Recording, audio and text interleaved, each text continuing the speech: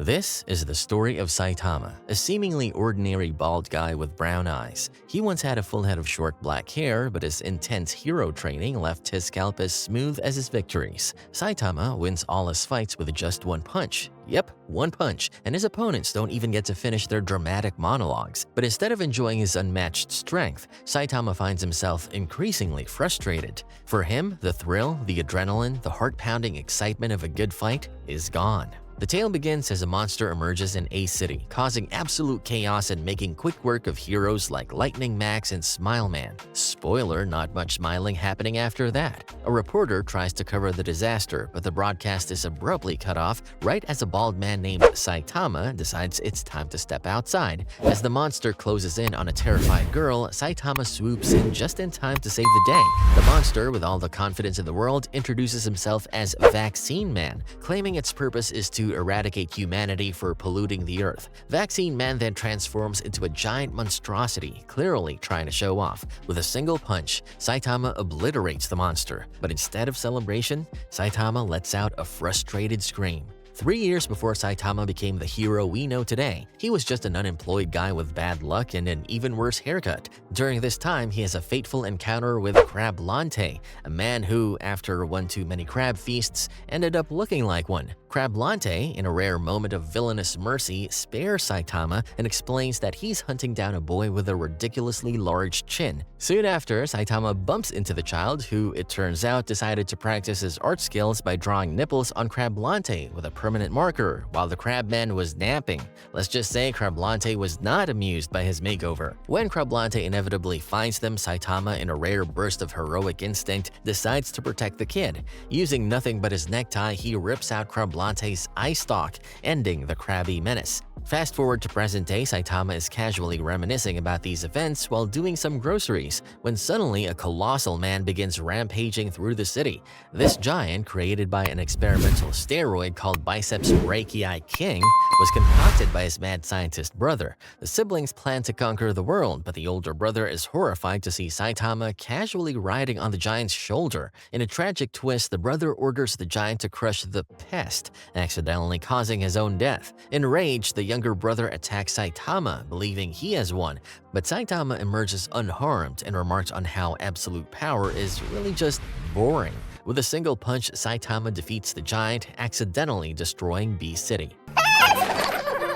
That night, Saitama heads home, only to be noticed by a mysterious being who reveals himself as Super Custom Y06497 Mark II. As the monster brags about his love for custom cars, literally turning himself into one, Saitama just stares, wondering if he should be impressed or order an oil change. The monster then insults Saitama's bald head, earning himself a single punch, ending his custom car dreams forever. The next morning, Saitama wakes up to find an invasion by the subterranean people who have already wiped out 70% of humanity. Excited to finally face worthy opponents, Saitama dives into battle, but just as he's about to fight the subterranean king, he wakes up and realizes it was all a dream. Disappointed, he finds a real invasion outside, but after easily defeating their king, the remaining subterraneans quickly surrender, waving a white flag that says, "Sorry about that." Meanwhile, outside Z City, Genos, standing in a field of decaying cow corpses, turns and begins walking towards the city. While Saitama is calmly watering his cactus, the TV announces that a massive mosquito swarm is headed for Z City.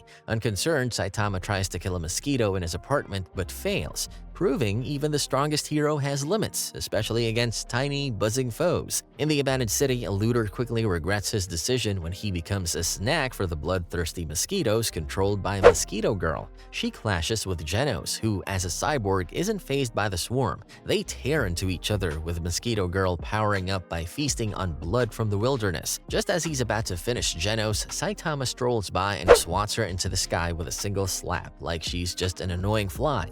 Impressed, Genos asks Saitama to be his mentor. Saitama agrees, figuring it might make life more interesting. A few days later, Genos shows up, eager to train, but quickly tests Saitama's patience with a long-winded monologue about his tragic past. Saitama listens, wondering if he signed up for a disciple or a soap opera. Elsewhere, a man in the secret facility analyzes Mosquito Girl's defeat and decides Saitama would be the perfect subject for his experiments. Back at Saitama's apartment, a messenger from the House of Evolution arrives, but is promptly destroyed before delivering his message. Saitama is briefly trapped underground while Genos fights Armored Gorilla, another cyborg with a serious attitude. Saitama soon escapes and quickly dispatches his opponents. The defeated cyborg panics when he realizes Saitama has already wiped out the rest of his team. Meanwhile, Dr. Genus enters a room of worried subordinates, discussing their team's fate in Z City. When they turn around, it's revealed they're all clones of him. Because when you're a mad scientist, one of you is never enough. It's revealed that Dr. Genus, a once brilliant young scientist obsessed with evolving humanity, grew disillusioned with the world and eventually cracked the secret to immortality. Because when you're a genius, why settle for one lifetime of crazy experiments? He then created multiple clones of himself because clearly one mad scientist just wasn't enough. Saitama, ever impatient, cuts off the narration as Armored Gorilla explains that Dr. Genus is interested in Saitama's constitution, or as he awkwardly puts it, his body. Saitama jumps to the wrong conclusion, assuming the scientist has romantic intentions, until Genos clarifies that Genus wants Saitama for his experiments. Clearing up the misunderstanding, Saitama and Genos decide to attack right away. After all, store discount day is coming up and they've got priorities. Before leaving, Genos asks Armored Gorilla about any cyborgs who might have destroyed towns 4 years ago, but Gorilla claims ignorance. Meanwhile, at the House of Evolution, the facility prepares traps for Saitama's arrival and reluctantly releases their ultimate weapon, Carnage Kabuto. Upon arrival, Genos casually destroys the entire above-ground facility with a single blast before they head underground. Carnage Kabuto engages Genos, brushing off every attack, but when he faces Saitama, he hesitates, sensing the immense power Saitama exudes. Saitama then reveals his underwhelming daily training routine: 100 push-ups, 100 sit-ups, 100 squats, and a 10K run, leaving Genos stunned. Apparently, becoming the strongest hero doesn't require fancy equipment, just sheer stubbornness. Carnage Kabuto unleashes his Carnage mode, seemingly overwhelming Saitama until it's revealed that Saitama isn't struggling. He's just horrified that today is actually store discount day. With his priorities straightened, Saitama effortlessly defeats Carnage Kabuto and rushes off with Genos to catch the sales. Nothing, not even a monster, stands between Saitama and a bargain. Witnessing Saitama's power, Dr. Genus abandons his plans for artificial evolution, realizing he's the one who needs to evolve. The officials from the Hero Association inspect the ruins of the House of Evolution and discuss Genos' incredible destructive power, probably wondering how they're going to explain this to the insurance company. A man named Hammerhead is on a mission to create a utopia for the overworked and underpaid, because smashing stuff is apparently his idea of economic reform. Unfortunately, nobody pays attention as he announces his plans against the wealthy Zeniru. Revolution isn't so effective when people just walk past you. Elsewhere, Saitama has a nightmare about playing rock, paper, scissors with someone who has a booger on their finger, a situation more terrifying than any villain. He wakes up furious, realizing Hammerhead has made baldness synonymous with danger. Offended, Saitama decides to put an end to this nonsense. Meanwhile, Zeniru hires Speedo Sound Sonic to protect him. Sonic intercepts Hammerhead's gang, swiftly decapitating nearly all of them. He's not one for subtlety or mercy. Meanwhile, Saitama is mistakenly called a terrorist for his bald head. Apparently, baldness is the new black. Only Sonic and Hammerhead remain. Hammerhead escapes but runs into Saitama, who casually punches his entire suit off, leaving him exposed both physically and emotionally. Saitama lets him run away naked and ashamed. Sonic arrives and tries to attack Saitama, but Saitama clarifies he's not one of Hammerhead's followers. Now that Saitama has blocked his attacks, Sonic feels compelled to defeat him. In a twist of fate and poor aim, Saitama accidentally punches Sonic in the crotch. Barely standing, Sonic vows to train until he can beat Saitama, though he'll need time to recover first. Back home, Saitama tells Genos to leave him alone because he has a serious problem. Nobody knows who he is despite all his feats. Genos suggests they sign up on the official hero register. They register together, ready to take the hero test and finally get the recognition Saitama deserves, or at least hopes to. Saitama and Genos pass the Hero Association exam, but with very different results. Genos, the overachiever, lands in S-Class, while Saitama ends up in C-Class despite breaking every physical record in the exam. Apparently, super strength doesn't count for much when you bomb the written test. Then they attend an orientation seminar laid by Snakebite's neck, who quickly becomes annoyed when Saitama blatantly ignores him. Snack, trying to assert his authority, attempts to crush the newbie, but Saitama effortlessly humbles him with a single blow. Snack learns the hard way that you can't intimidate someone who doesn't even bother to take you seriously. Meanwhile, Genos, now sporting some shiny new upgrades, asks Saitama to spar with him and insists that he take it seriously. Saitama humors him at first, but when he finally gets serious, he completely outclasses Genos. Just as Saitama is about to deliver a finishing blow, he stops and casually suggests they grab some food instead. Later, A-class hero My Mask meets with Genos, delivering both a welcome gift and a stern warning to take his hero responsibilities seriously. Genos, ever the diligent student, moves in with Saitama, much to the latter's chagrin.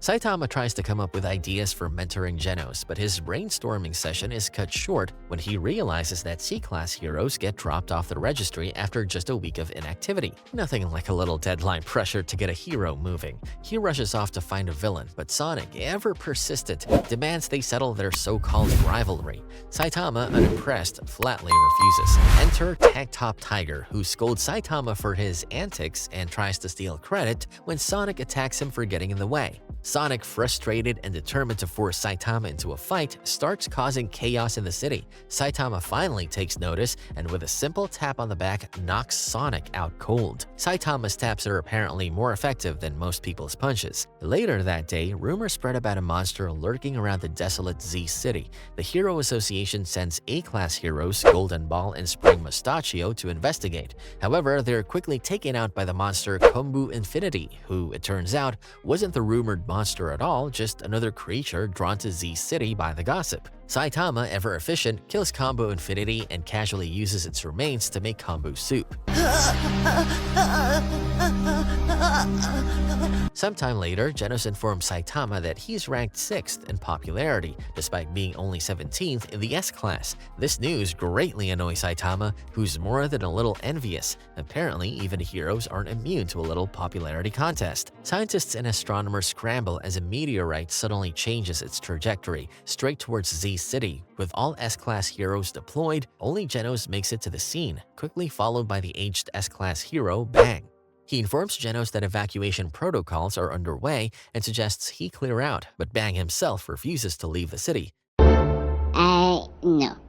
Introductions can wait, there's a meteor to stop. Another S-class hero, Metal Knight, arrives, not to help but to test a new weapon against the meteor, because when the world's ending, what better time for a field test? Metal Knight's attempt fails and Genos steps up with his own prototype weapon, which shows promise but ultimately fails too. Just as hope seems lost, Saitama shows up and obliterates the meteor with a single punch. The meteor shatters, still causing significant damage to the city, but miraculously results in 0 casualties. Even when saving the city, Saitama can't catch a break. The next day, Saitama discovers his rank has jumped from 342nd to 5th, prompting him to seek out more crises. Meanwhile, Tank Top Tiger accuses Saitama of stealing credit for the meteor incident and calls in his brother, Tank Top Black Hole, who stirs up a mob against Saitama.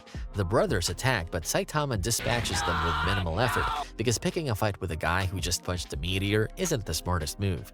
Saitama then turns to the chanting crowd and shouts them down, making it clear he doesn't need their appreciation to do his job. This impresses Genos, who realizes that being a hero isn't about popularity, it's about getting the job done. Saitama might not care about fame, but he certainly knows how to make a point. The Seafolk tribe declares war on humanity, and Saitama, on his way home, casually takes out an octopus-like monster without breaking a sweat. Moomin Rider arrives late, finding only the remains and hearing the crowd buzz about Saitama. Curious, Moomin looks him up online and finds that while Saitama is undeniably powerful, opinions are mixed, because saving the world doesn't always get you 5-star reviews. Meanwhile, several large Seafolk monsters emerge at the coast, threatening City J. Class A hero Stinger steps up with his bamboo shoot weapon, while Saitama watches the battle on the news, possibly wondering why he's not in on the action. Stinger takes out the Seafolk but struggles against their leader, Deep Sea King, who is far more powerful. Saitama, Genos, and Moomin Rider set off to confront the menace. Various heroes try to stop Deep Sea King but fail, including Lightning Max, Puri Puri Prisoner, and Sonic. Sonic manages to hold his own until it starts raining, which reveals Sea King's true, more terrifying form. Realizing Realizing he's outmatched, Sonic retreats, minus his clothes. Apparently, even ninjas have wardrobe malfunctions. On the way to the fight, Saitama and Moomin Rider cross paths, but Saitama gets distracted by the sight of Sonic running naked through the streets because he's not something you see every day. Moomin Rider, staying focused, gets a call from the Hero Association and heads to confront Sea King, who has broken into an emergency shelter and is taking down the heroes there. Saitama eventually returns, only to find a discarded cell phone. Genos initiates the battle and seems to have the upper hand against the Deep Sea King until the monster rips off one of his arms, reminding everyone that things aren't going as smoothly as they appeared. Even then, Genos stays focused, urging the civilians to flee before heroically shielding a child from a glob of acid the Deep Sea King spews, leaving him badly damaged. Just when things are looking grim, Moomin Rider arrives, determined to make a stand. Despite the crowd's cheers, Moomin Rider is brutally beaten, his determination no match for the Sea King's brute strength. At the last moment, Saitama arrives and catches Moomin Rider, bringing some much-needed hope. After a brief exchange of words with the Deep Sea King, Saitama, as usual, ends the battle with a single punch, not only defeating the monster but stopping the rain in the process.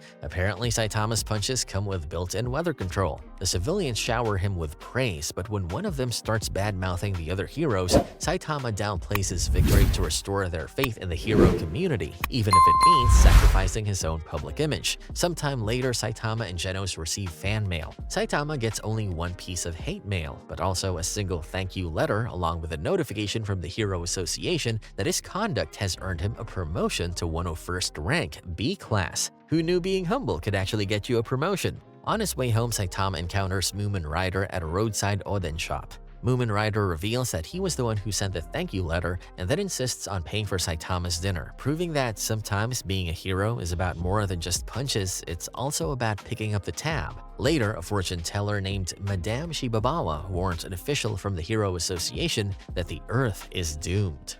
The ancient king of the Terror Lizard clan makes a grand entrance, only to be effortlessly destroyed by Tatsumaki.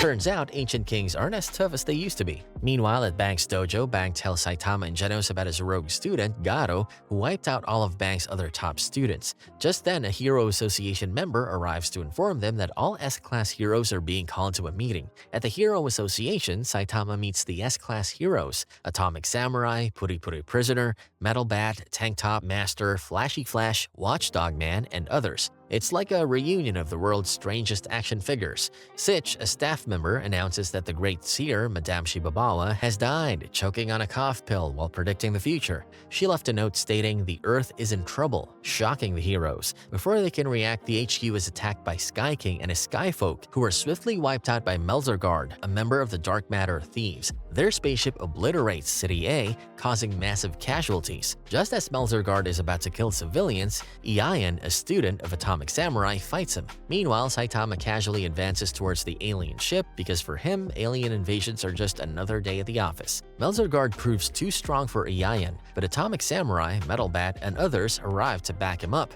Elsewhere, the other S-Class heroes debate how to bring down the ship, while Genos notes that Saitama has already infiltrated it and is effortlessly taking down the aliens. Saitama doesn't just break into enemy ships, he redecorates them. As Saitama searches the ship for its leader, he instantly slays Gorobas, a supposedly powerful alien who didn't last long enough to prove it. So much for intergalactic threats. Meanwhile, Boros, the leader of the Dark Matter Thieves, sits on the throne, waiting for a challenge that's about to punch through his front door.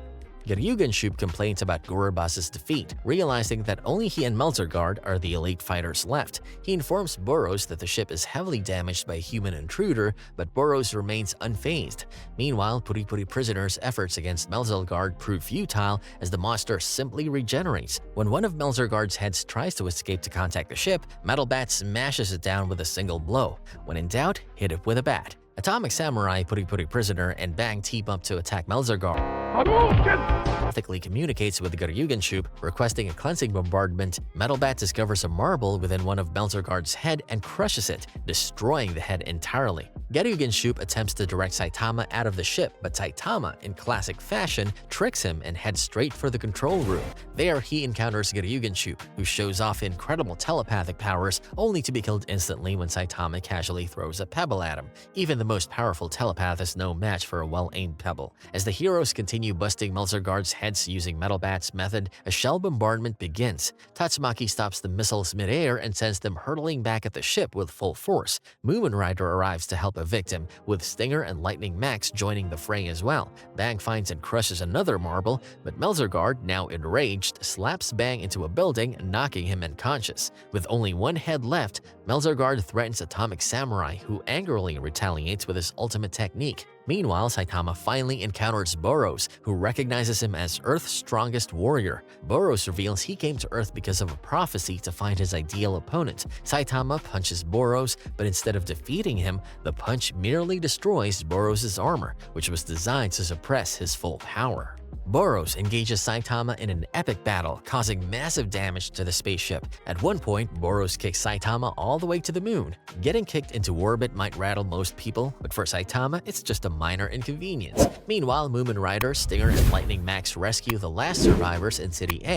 Tank Top Master hurls a piece of rubble at the ship, which Tatsumaki ups by flinging dozens more. Bang recovers and destroys the final marble, ending Melzergaard. Saitama returns from the moon and crashes the ship to the ground. Boros, reaching his limit, unleashes a planet-destroying attack, but Saitama counters with a serious punch that completely overpowers him. As Boros dies, he admits he was nowhere near Saitama's strength. It's a tough day when your ultimate move barely dents the hero. After the fight, Drive Knight warns Genos that Metal Knight is his enemy. Amai Mask blames the S-Class heroes for the destruction of City A, while Metal Knight arrives to salvage the ship's parts. Super Alloy Darkshine finds alien survivors, whom Amai Mask promptly executes. Apparently, cleanup is more than just sweeping up rubble. Saitama emerges from the ship, only to be berated by Tornado for stealing her fight. Genos snaps back, calling her a brat, which earns him a smashing into a rock. Tornado then threatens Saitama, but Bang intervenes, scolding her for her behavior. Even heroes need a reminder to play nice sometimes. The salvaged parts from the ship are used to rebuild the Hero Association HQ on the ruins of City A, inviting both A and S-Class heroes to reside there. Saitama destroys Pluton, king of the underworld, with one punch, but instead of feeling victorious, he's just irritated, because for Saitama, the real enemy is still boredom. And that was it for today. If you enjoyed the recap, don't forget to subscribe to the channel, like the video, and leave a comment with your thoughts. We'd love to hear from you. See you next time.